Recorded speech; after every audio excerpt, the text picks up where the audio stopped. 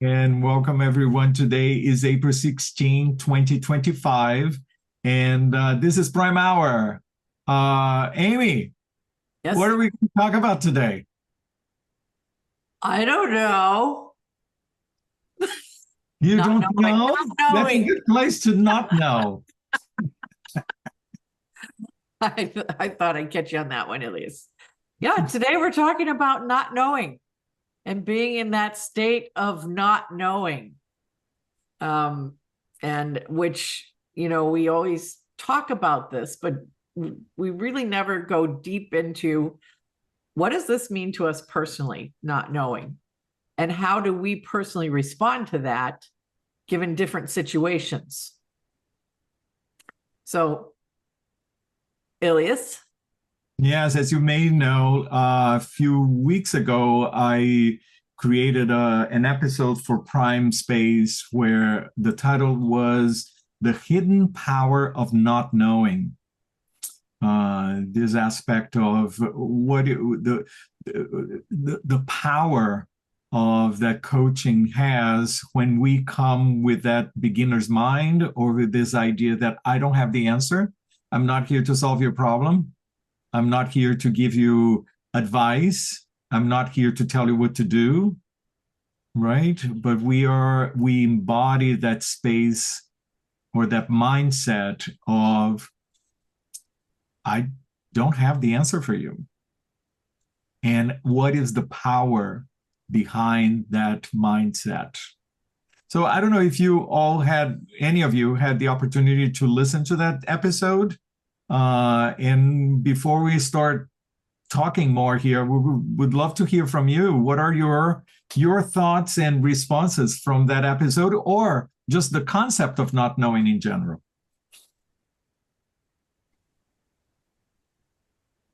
Yes, Cheryl.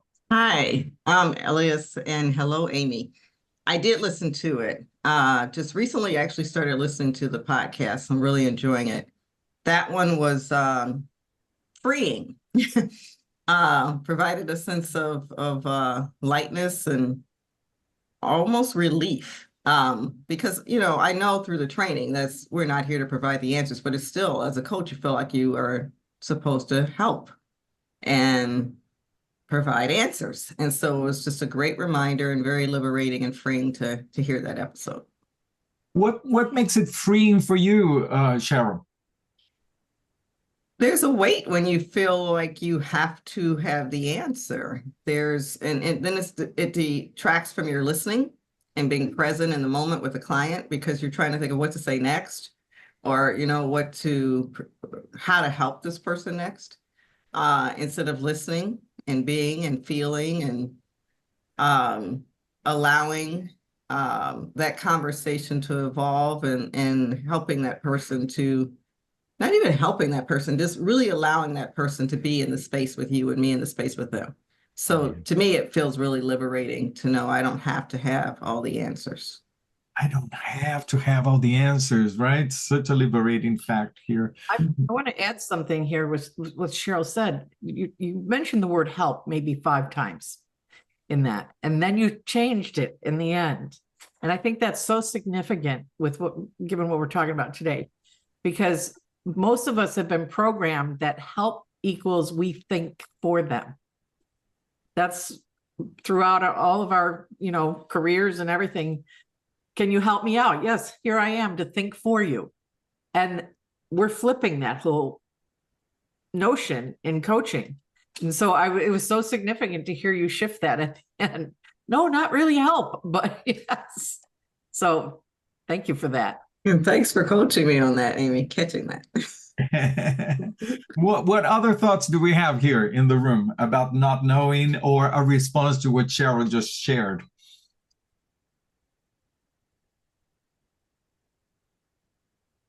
Yes, Cindy.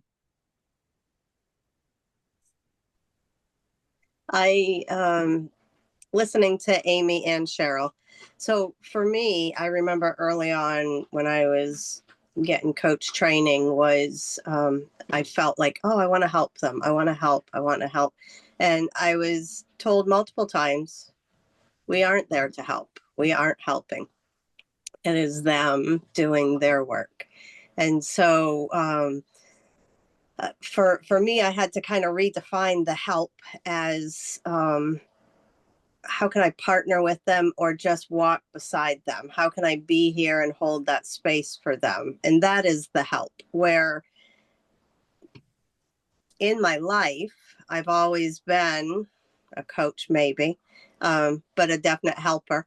And I did want to fix, and I wanted to help other people so they didn't have to suffer more, or I already been through it, or I do have a really great answer.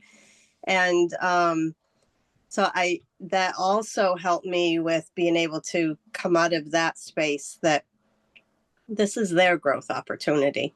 And me trying to fix and help and whatever that is, that's mine to take care of. But their journey is their own. Like, I don't have their experiences. I don't know what they know, and they know it best. And so to be able to come in and know I don't have to fix anything, though early on I wanted to fix it for everybody.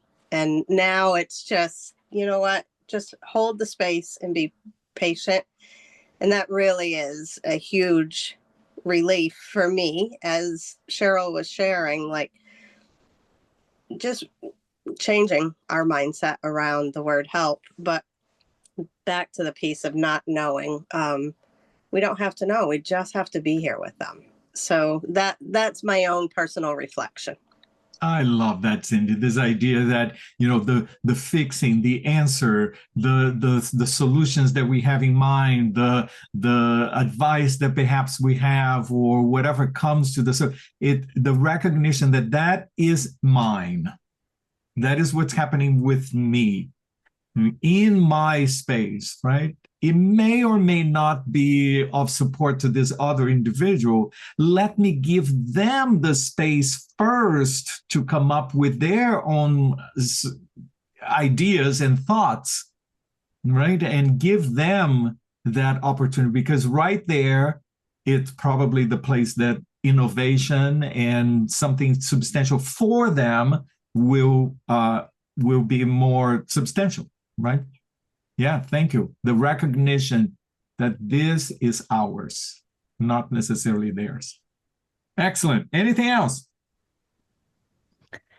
Good morning. Hey, Sarah. Hello, it's great to see you.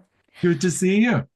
This whole idea of not knowing, Amy will tell you over the last 4 years, and I've been privileged to have been coached by both Elias and Amy in different scenarios, but I've been working with Amy over the last 4 years, and 3 or 4, it's all a blur now, a beautiful blur. But the not knowing has been something that has been a really big struggle for me, because I was a pastor for many years, and I was a leader in the creative world. And so people came to me for knowledge or for insight. And so going to that not knowing was a definite shift. And obviously you don't know everything in that scenario, but there was a feeling that I needed to provide that. And so not only I love how Cheryl presented that freedom that we get when we don't know, but I'll tell you, the not knowing has grown me as a human, has grown me as a coach, but it's grown me as a business owner. And so as you were talking about that, I was thinking the not knowing has released me to grow my confidence and go after clients that I would never have gone after before. It's given me the knowledge to know that I can sit in front of a CEO, a COO, a CFO, a farmer, a DJ. It doesn't matter who is in front of me, that I have the skill to help guide them to what they need to figure out. And I don't have to have all of the knowledge that they do. I have a lot of clients that are in the financial realm and are business owners worldwide. And 4 years ago, I would have told you what? Why would they want to work with me? Because I thought the knowing was what they were coming from or coming for. So the not knowing has given me the confidence to grow my business as well as growing my coaching skills.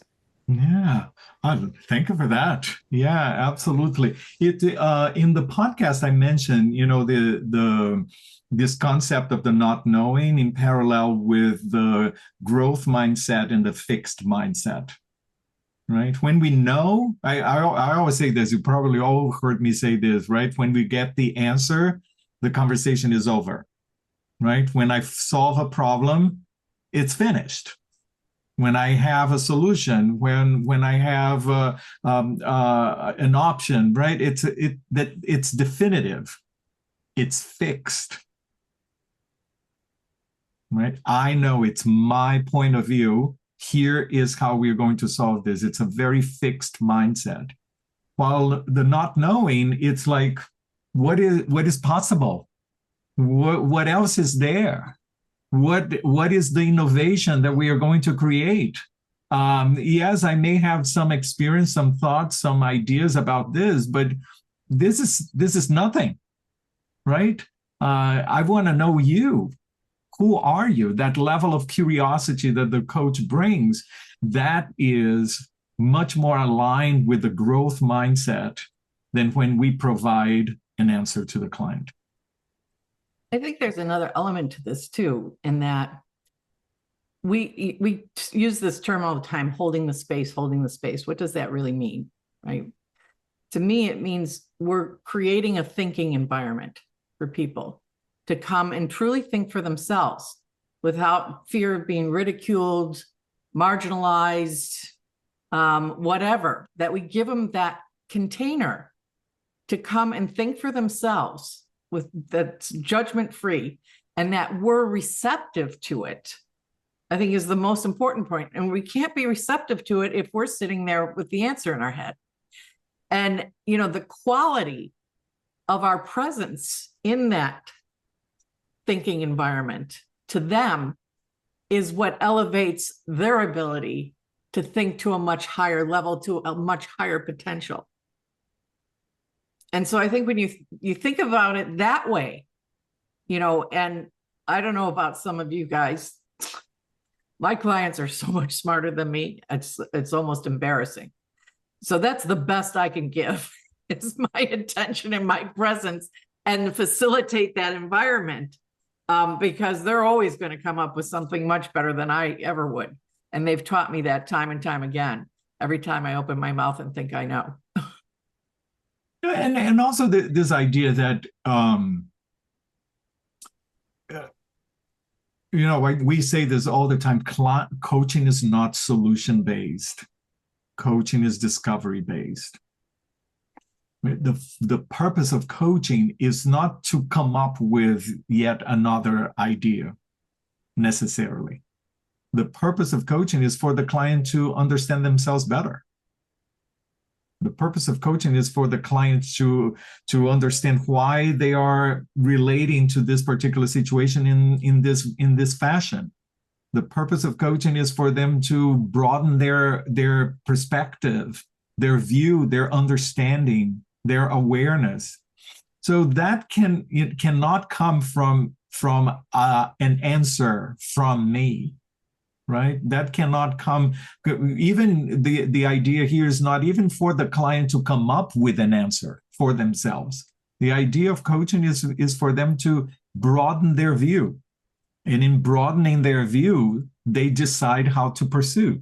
They decide how to move forward.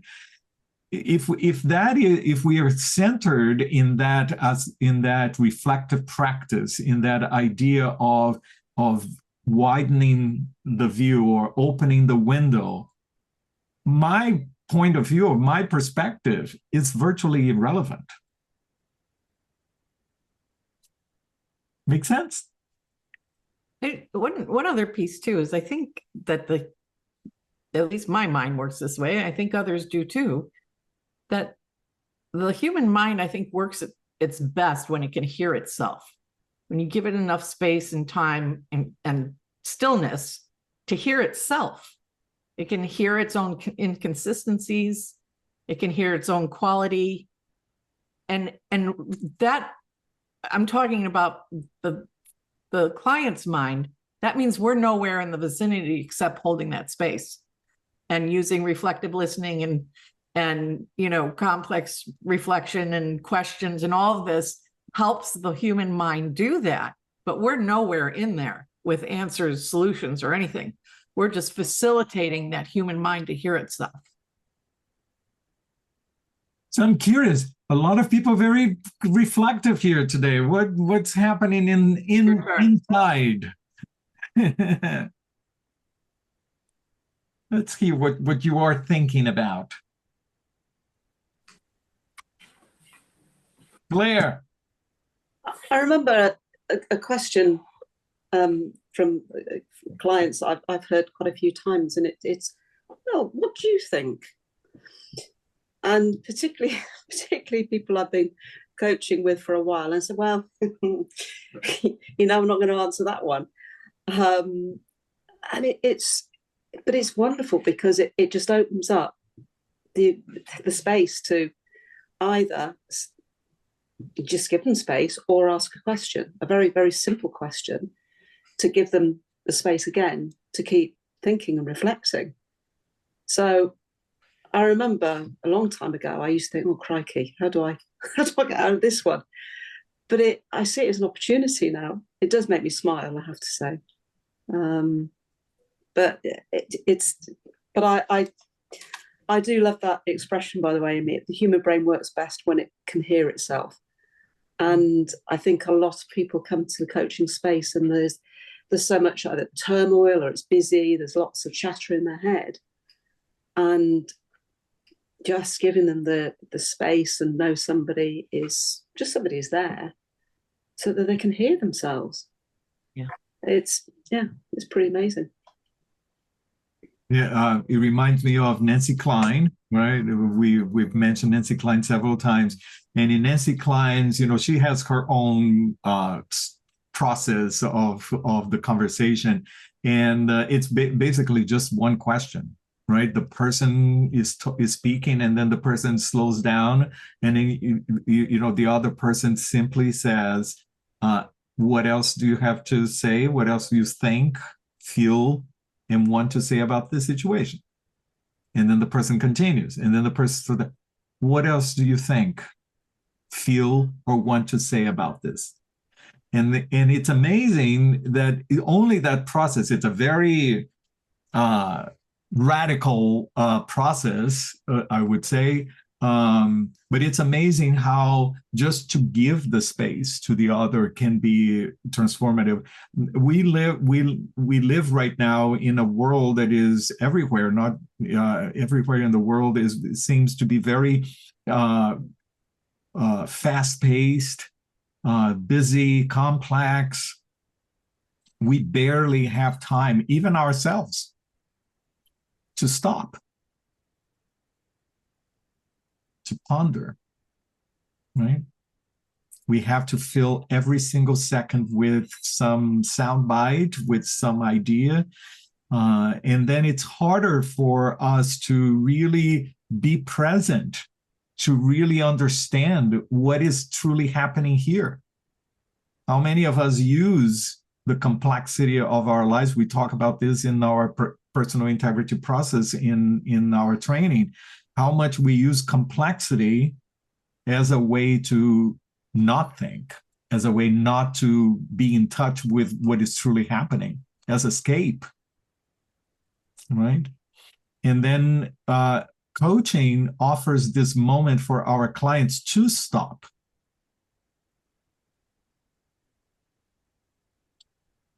to pay attention, to be more in touch with themselves.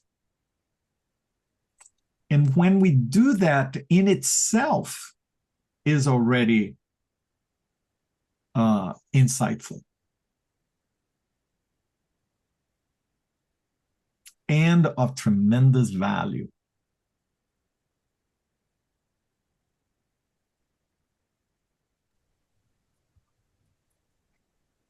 Elias, I have not listened to the podcast yet, but I have marked it to listen to it this week. So I'm looking forward to it.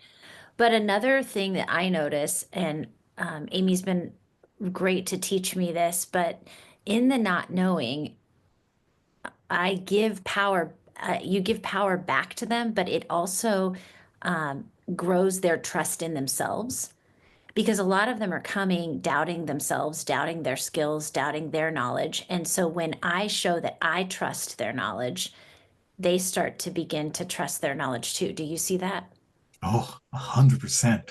Yes. It just reminded me, I went to New Hampshire last week to give a presentation to this group of women in hospitality. It was a room of 100 people. I was the only man in the room. So kind of intimidating. But we were, Anne Fogelin and I, we were sharing the prime model and supporting these leaders into gaining some skills in coaching, and we put them to practice right at some point in the training, and then after the practice, this woman came back and said, "It's so hard for me not to give advice. It's so hard for me not to share something." Right, those little things that especially when we are new to coaching, come up. And I remember sharing with her, what I always say, right? If someone is trying to give you advice, turn 180 degrees and run. I always say that, right? Because advice or telling people what to do, giving an answer, solving the problem for one, fixing, as Cindy was talking about, embedded in that moment is the message that I can, you cannot. Embedded in that space, the moment that I give an advice, I am passing the message that I have, you don't. So we are immediately putting the other person less than. And we are immediately undermining that person to be able to come up with their own ways of being, right? So it's very important for us to keep that in mind. Coaching is empowering the other. So the moment that we give, the moment that and always with good intention, right? We are doing this not because we want to undermine people, but we need to be mindful that the moment that we solve the problem, the moment that we give a solution and answer to the other, we are in that space, we are telling the person, you cannot, therefore I'm going to go and fix for you. And that diminishes them instead of empowering them.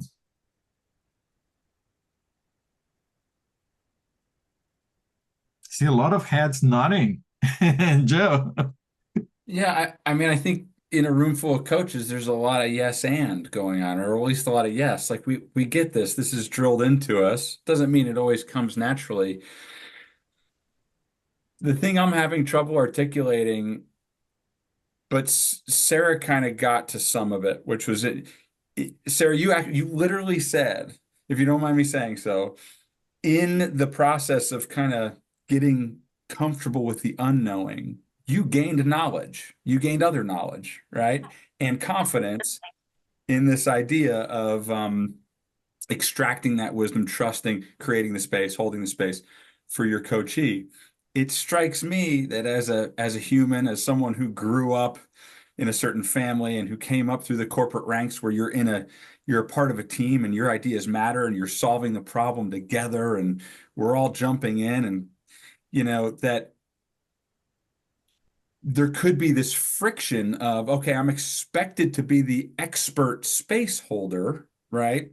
And the really good question answer, and to be this partner who's so in tune with my client that I can come up with that great observation or reflection question to keep opening up their process.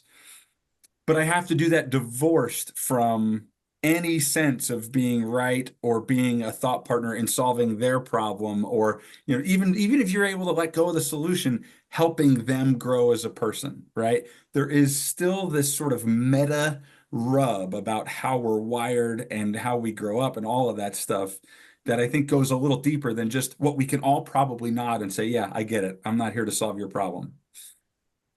You're absolutely right. Does that make sense? Coaching is disruptive. right? Coaching is a disruptive practice. We are disrupting the status quo. I firmly believe one day I'm going to write a book about this.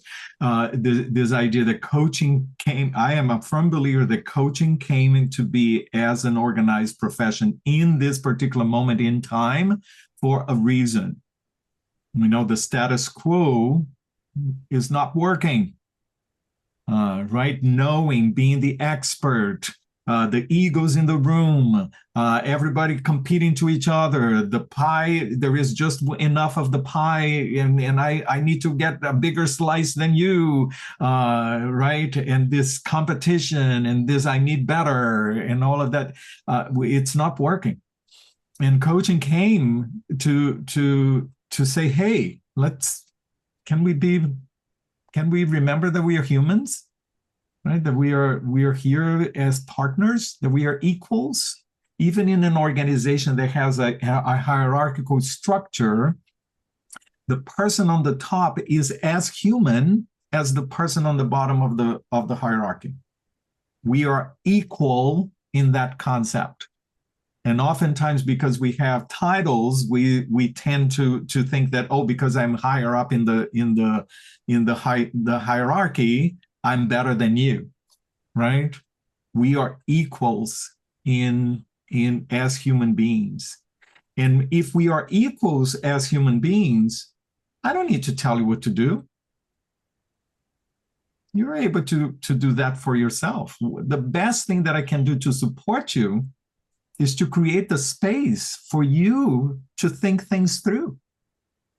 It is a disruptive mindset, because our culture, the culture of the world in general,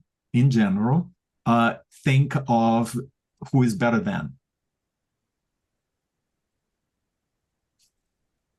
Joe, can I come back to your question? I'm pondering it here. Do you believe it's our innate way of being to want to provide value and solutions and answers? Is that where the rub is that you were saying?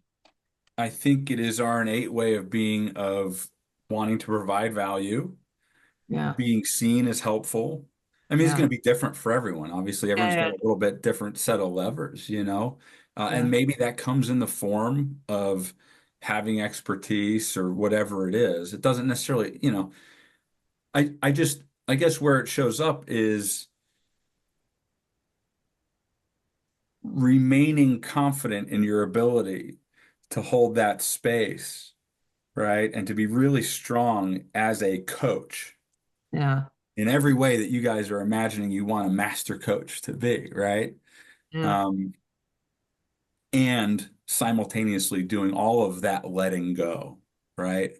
There just is a little bit, so that freedom, I have felt that freedom that was mentioned earlier, but I've also seen it kind of erode. It's like I had to reset, like, where does that confidence in knowing things go, right? Yeah. That's a really cool point. That's giving me some food for thought here. Oh crap, I just did the thing where, the rabbit goes, looks at the spider and says, how do you walk with all those legs? And the spider could never walk again. One thing that I'm noticing, Joe, in what you're saying here is, we are talking about not knowing or not having an answer or not having a solution for the client, or not giving advice for the client, and freeing ourselves from not knowing that.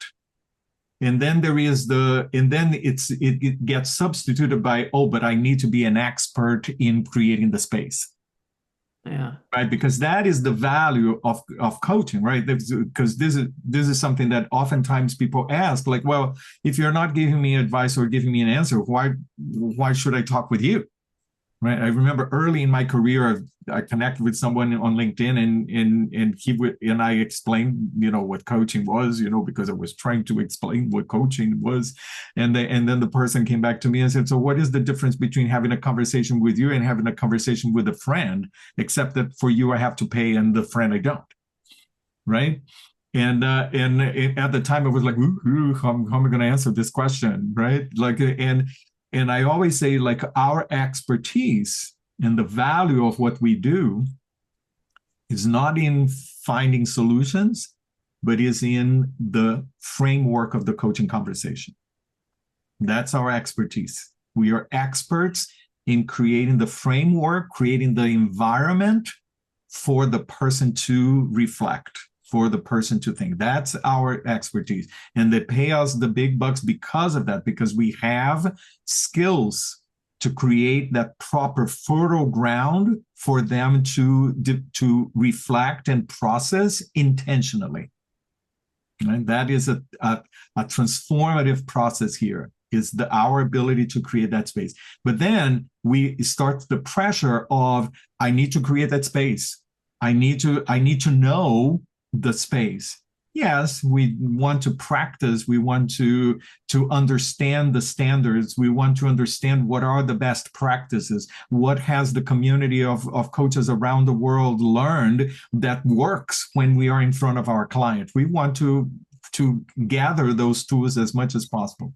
However, I would like to say, even this concept of the ACC, the MCC, the Master Certified Coach, right? What is in there is experience. What is in there is experience. It's a little bit more knowledge of the best practices. But when I am in front of my client, I don't know what is the next question that I'm going to ask. I have absolutely no idea. And I don't want to be worried about it.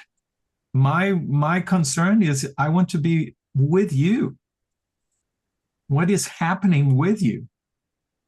That's the curiosity. That's where I'm grounded in. If I start getting concerned that I need to have the right questions, then it goes back to knowing. See the distinction there?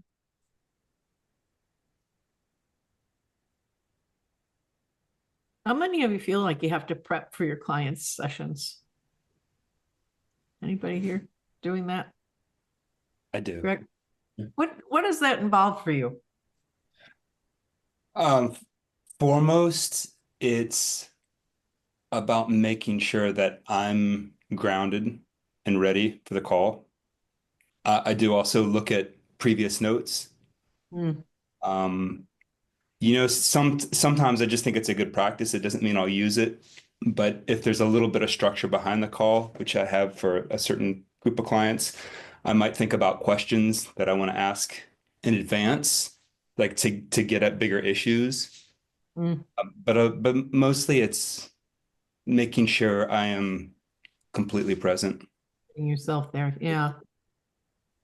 Yeah, I'm curious, how often when you prepare with certain things you want to ask or you review notes, how much of that actually gets pulled into the session? I think on the question piece, it is helpful. It's back there somewhere. So if it's relevant, I might use it, but it's not like it's memorized or on a sticky note or something like that. And I do think looking back at notes on conversation, that, and this is my perception, I think it's nice, like going back, especially if the cadence is spread out, that you're remembering something about them, whether they brought it into coaching because it was really important to the topic, but maybe it's about family or events or things like that. So yeah. What are your thoughts? Yeah, in the beginning when I started coaching, I used to take a half hour to prep and go through all my notes and everything. And then I just realized I was always wasting my time because they'd come in with something completely different, and I think that's what taught me to be not knowing more than anything, is because, I think they were going to come roaring into the session with some sort of continuity from other sessions, and they never did. And so I'm always curious when I hear people say I'm prepping for a session, what they're actually doing, because every session is so different. But to your point, to be grounded and get yourself both feet on the ground and in a space that you're ready for the session makes total sense to me. But I'm always curious how much of that continuity from other sessions actually gets called back into the coaching. Yeah, I'll just a last word on this too is I think earlier in my coaching career, it's also a thing to watch out for, because then I have to watch out that I'm not anticipating things and then sort of manufacturing that we go in that direction, which of course is not what I need to be doing. Yeah, yeah. Yeah, it just was something that popped into my mind to ask if anybody, it's no longer a practice of mine, hasn't been for a long time, just because of the spontaneity of clients. So Cindy, you were going to raise your hand.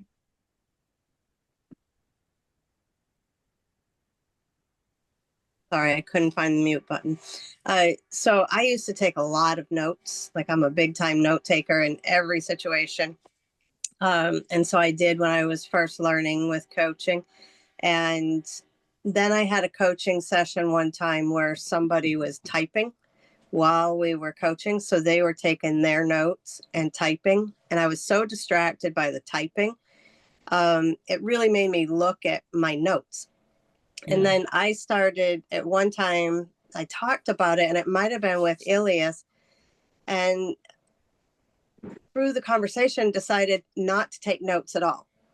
And so I stopped taking notes. And then I found not taking the notes allowed me to be completely present in the conversation. I did like to look at the file and see what was the big overall big piece of what they wanted to coach on. But around that, like you say, every day is a new day. So when you come to coaching, it might have been this one big thing, but still every little coaching conversation does, if this little thing is resolved within them, allows them to get to that big piece. So just to go back to that, like the grounding, I think depending on where we're at in our situations, if you're running from grocery shopping and you have a call and you're thinking you're going to be a couple minutes late and you're caught up in traffic, like those grounding times, I definitely make sure I put that cushion time in, because I'm not there and present if I'm not grounded. So I don't think everyone has to get grounded either, but I know that's my personality. So that is a piece of what I do also. Interesting. Yeah, I've got. This is a good segue to mention that there is a new blog post that I put yesterday on Prime Edge, and it's called Pan or Presence. So it's about taking notes. So something to check it out.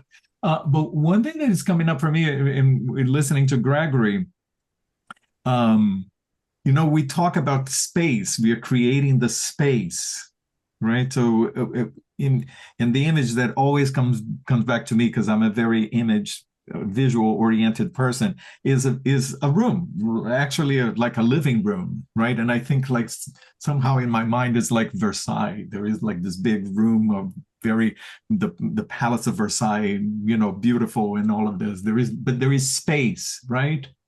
If I come with my preparation, with my thoughts, with my questions, I am filling that room with my things. And even if it's just a little space, I'm occupying a space that belongs to the client. I come to the session with something that is occupying a space that is for the client to take over, right? I always try to think as coaches, the visual that I have several visuals. And one of the visuals that I have is of this empty room. And I entered it, and this is the client's room. It's not my room. That I am in the client's home. And I am invited in as a guest. And I come through the door, honored that I have been invited in. And I come and I take as little space as possible. I even feel like that I am against the wall, looking and observing the client. If the client invites me to come and walk around the room with them, I'll go and walk around the room with them. But it's their space, not mine. And I want to come into that room. There is a sense of politeness and etiquette and respect. And I don't want to clutter the space with my stuff. Make sense? I have a question, Elias. Some of my clients send me a focus report, sort of what they want to focus on, what they did, just a few questions. They answer a few questions, what they did since the last session, what they didn't do that they said they would do, and what they want to focus on. And I don't know if in your school you use that kind of tool or recommend it. I find for some clients it's pretty valuable just in getting the coaching started before we're actually in a session, but getting them prepared. But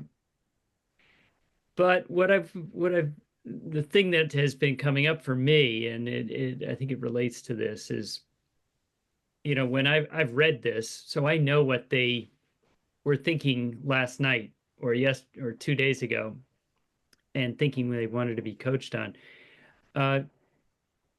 If they don't bring it up, I'm no longer bringing it up myself. I think it so that it's completely their preparation. But I feel for the longest time I've always said, so I got your focus report.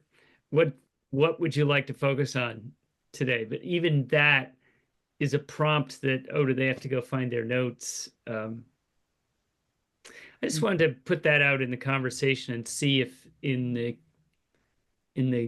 area of not knowing, and the value of not knowing, what people think of what their practices are and what they think of that. Love that. Is everybody aware of this focus report or prep form or whatever it is, whatever tool you use or whatever you call to support the client in preparing for their session? Yes, we do have that as a resource in Prime Coaching Academy. It's usually, 3 or 4 questions just to support the client prior to the session to think, okay, I'm going to meet with Ivana tomorrow. What do I want to bring to the coaching conversation? It's just a way to support them in preparing for the session. Yeah, I'll chime in. So I'm a relatively new to coaching, about 2 years, and not quite almost 2 years, but anyway, I used to do this form, the prep form. I would send it to clients to fill out, and either one of 3 things would happen. One, they wouldn't fill it out and they say, oh man, I forgot, and they feel so stressed. Should I do it now? No. or 2, they'd fill it out and it was full of so much. It's like, well, we're never gonna get through all this in a session. And so that made me start to reconsider, do I send it to them at all? And the third thing would happen is they would fill it out and then they want to talk about anything that was on there. So I don't use it at all anymore. It's not helping me or the client, I've come to see. You're not alone, John. You're not alone. And I have to say, I still send my focus report to my prospect clients and, clients when they start working with me.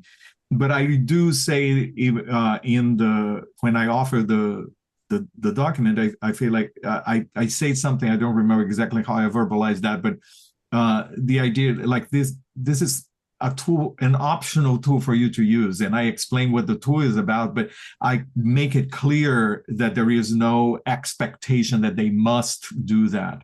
And in my experience, what happens is that a fair number of clients start using the focus report when they start coaching, but then they realize 3-4 sessions after, they realize that, they already know, they are already doing the prep in their heads. They don't need the form anymore.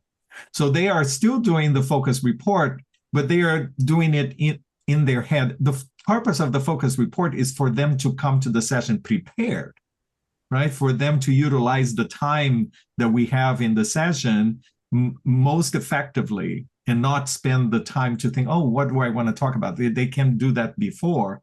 So if they are doing that in their heads, I don't care. The focus report is for them, not for me. So, John, I don't know if we answered your question. Well, I think no, I'm not sure that we did, but the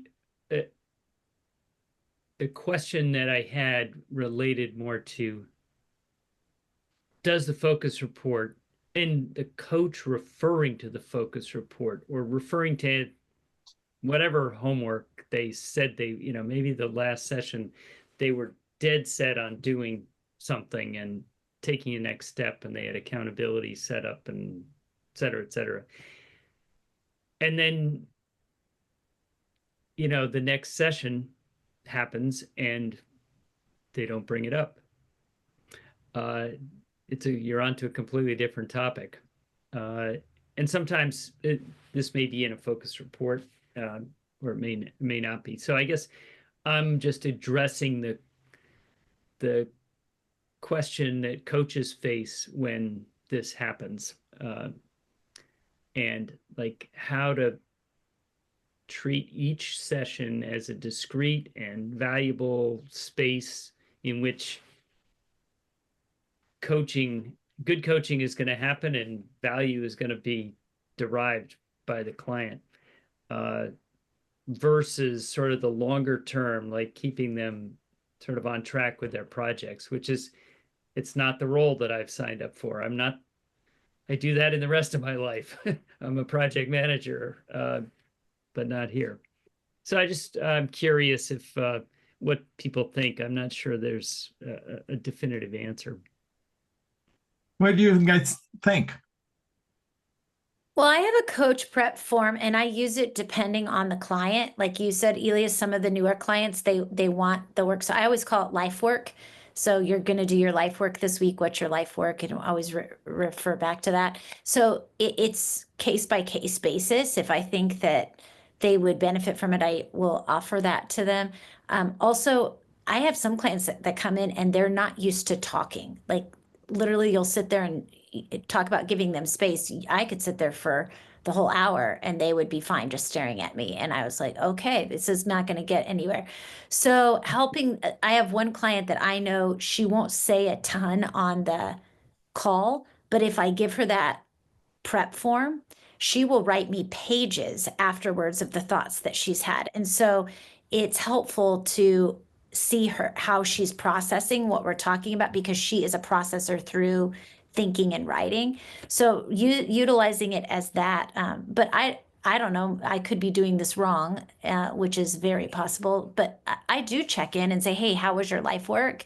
Is there anything you want to update me on? Give them the option to do that. Because their success is their success is their problem.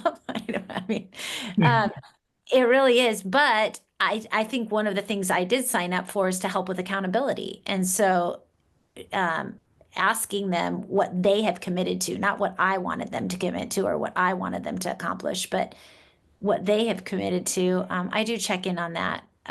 Not every time, but especially if it was a big goal, or I know that they had a big deadline or something like that. Mm.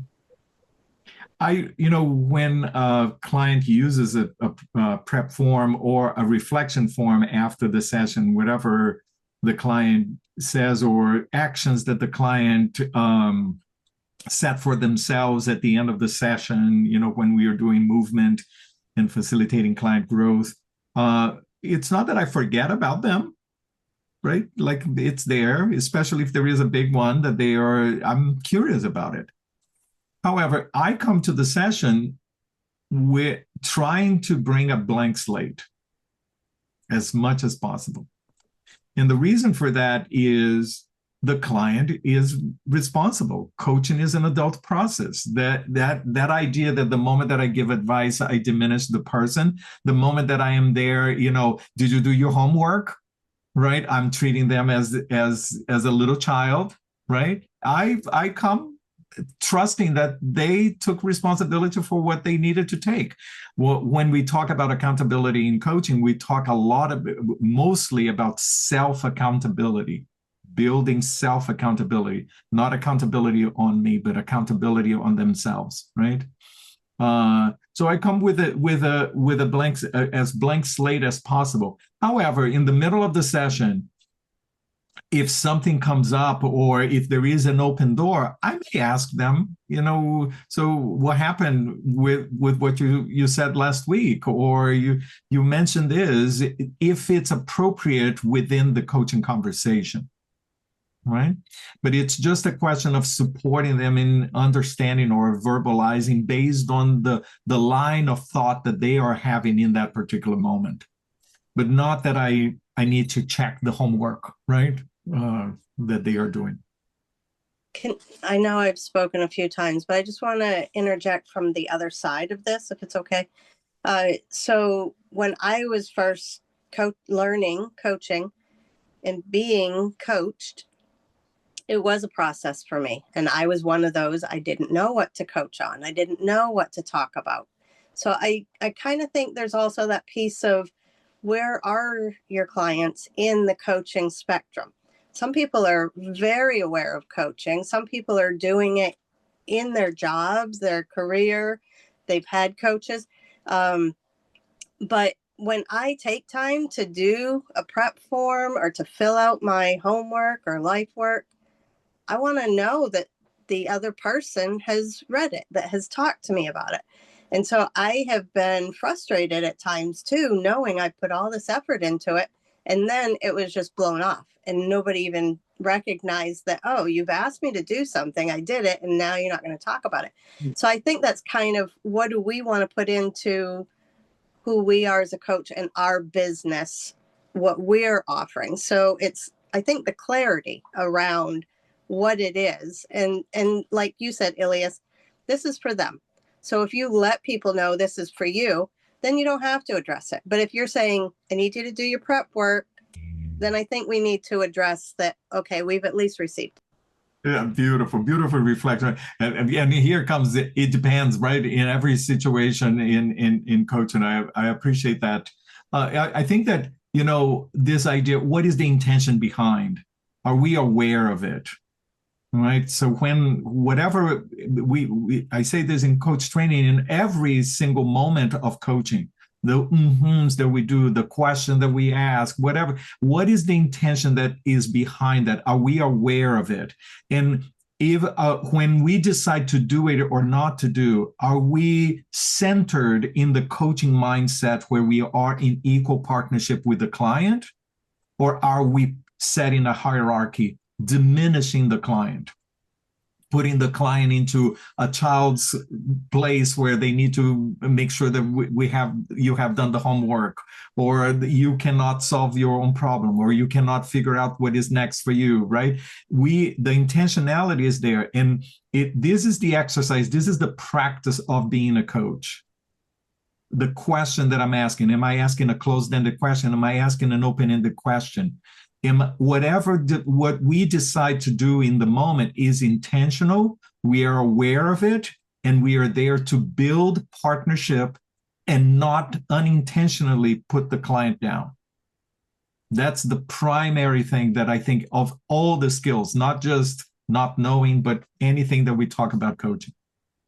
I want to be mindful that we only have 3 more minutes for the hour, and we had more things to talk about here on not knowing, what if the client is expecting us to give an answer for them, right? That's another thing to, what do we do when that happens? But we can talk about that next time.